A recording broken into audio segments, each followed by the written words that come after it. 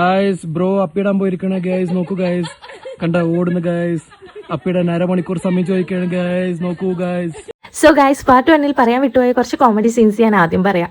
Honestly we still don't know what exactly happened. Food issue ആയിരുന്നോ travel issue ആയിരുന്നോ എന്നൊന്നും അറിയില്ല. അതിന് ഞാനും അമൃതയും മാത്രമേ രക്ഷപ്പെട്ടിട്ടുണ്ടായി. ഫുൾ അപ്പി കേസായിരുന്നു. ഇത്രയും നേരം കഷ്ടപ്പെട്ട് മുകളിലൊക്കെ കയറിയതിന് ശേഷം ഇങ്ങനെ ഒരു സിറ്റുവേഷൻ വന്നാല് ഇനി എന്തോ ചെയ്യും?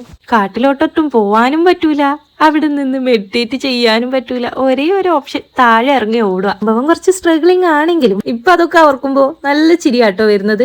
I guess every trip comes with its on stories. എന്തായാലും അതൊക്കെ മാനേജ് ചെയ്ത് ഞങ്ങൾ മുന്നോട്ട് പോയി. ചുറ്റുമുള്ള പച്ചപ്പും ഫോഗും തണുത്ത കാറ്റൊക്കെ ആ സ്ഥലത്ത് കൂടുതൽ അടിപൊളിയാക്കിയിട്ടുണ്ടായി. സത്യം പറഞ്ഞാൽ എല്ലാവർക്കും ഇപ്പം വേണ്ടിയിരുന്നതും ഇതുപോലൊരു ബ്രേക്ക് തന്നെയായിരുന്നു. പിന്നെ ട്രെക്കിംഗ് എന്ന് പറഞ്ഞാൽ കുറച്ച് കഷ്ടപ്പാടുള്ള കാര്യമാണല്ലോ. അതിന്റെ ഇടയിലാണ് 2 പ്രാവശ്യമൊക്കെ ഇറങ്ങി കയറി. But we were all excited. So ഞങ്ങളും അങ്ങ് കയറി.